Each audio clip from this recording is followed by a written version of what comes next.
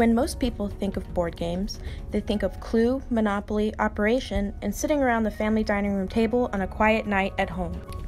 What they don't think about is people traveling from all across the southeastern United States to stay the weekend in a hotel playing board games together with strangers. The board game market has been rapidly increasing in the past decade, and with it, more and more people are joining the board gaming community. The community has changed in the sense that there's simply so many more games. It's so much more accessible. First games really came out in the US back in the mid-90s, and it's just been an explosion. So there are a lot of great games, and a lot of people are finding that it's fun sitting around a table and playing a board game. A lot more people out there are aware of board games as a hobby. The board games themselves are making inroads into more common stores like Barnes & Noble and Target and Walmart, and people are seeing them, and even a lot more of the millennial crowd is getting into this game.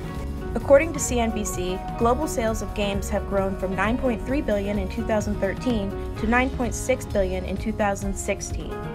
The resurgence in the interest of board games started with the increase in popularity of Euro games originating from Germany. When I talk about tabletop games or Euro board games, most people, unless they play, don't have any clue what I'm talking about. Many businesses have capitalized on this trend by opening board game cafes where people can come and go as they please, buy, sell, and play games with whoever walks into the store. But who are the people that play board games? What about this board game revival interests them, and why is their community so tight-knit? I discovered board gaming in this capacity because a good friend of mine who I started playing games with 30 years ago began creating board game conventions. At Ward's Game Store, it's just a real small group. Once a month for an evening, it grew beyond that level to 30 or 40 people at a restaurant, and now it grew too big for that venue, and now we meet 3 times a year, sometimes 4 times a year for big conventions with 200 or 300 people. I think most of the Atlanta community comes together at the Atlanta Game Fest and Gamerama. Atlanta Game Fest is a popular location where 200 to 300 people gather a few times a year to play the latest games and to see their friends that live too far away to play games with regularly.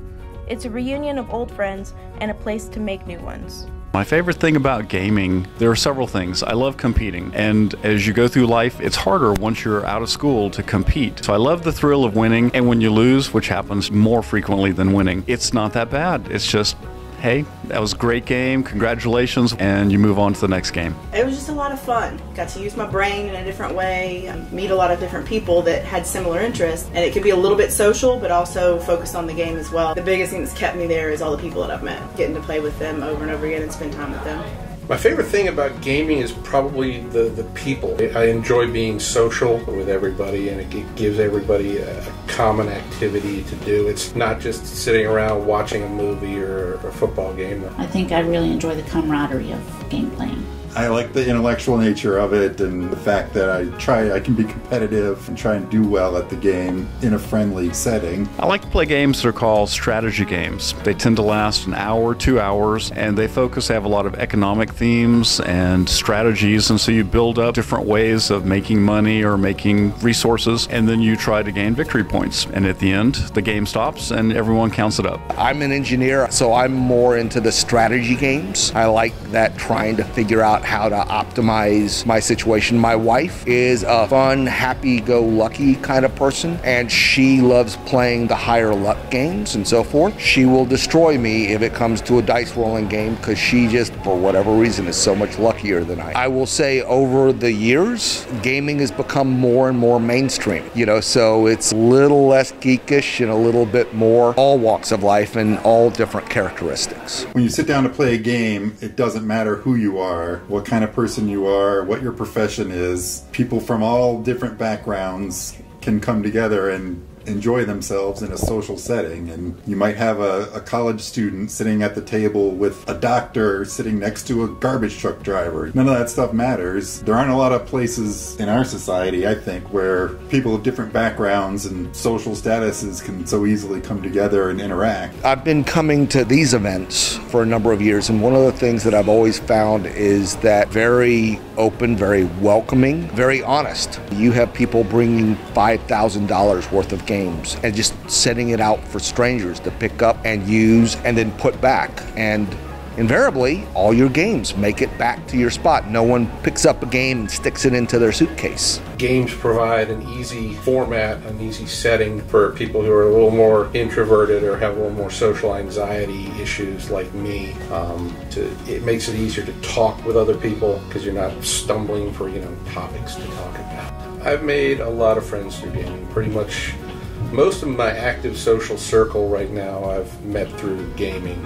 I'm also a little uncomfortable in a social setting a lot, and I just like the fact that board games give me a reason to be with other people and be social with others where I don't have the pressure of having to come up with small talk. So I think everybody in the gaming community that I've met is just really super willing to help people learn a new game and join.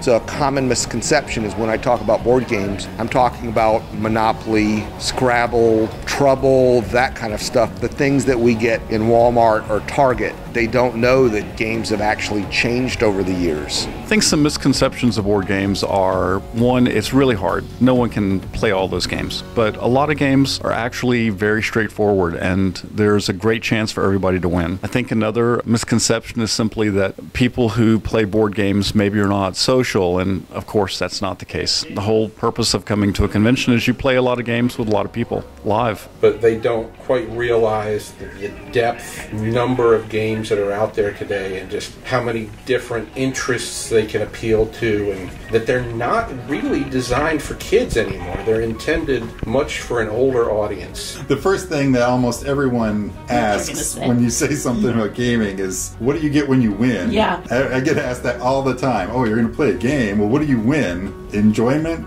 Camaraderie, friendship. It's, we game to have fun. There's things that they call gateway games, Ticket to Ride, Settlers of Catan, just several others that are easy concepts but fun to play that they could start out at and then just expand their gaming into games that take hours to play. There are hundreds, if not thousands, of other strategy games out there that they've never heard of that they would probably really like a lot better. Someone who doesn't game, that's fine. There's nothing wrong with that at all. But if you find that you enjoy being social and you like to try something different, I'd suggest trying a board game. They're a lot of fun, and there's so many different types. The kind that I play is just one small bit of the world of board games. So find something out there. You would enjoy it.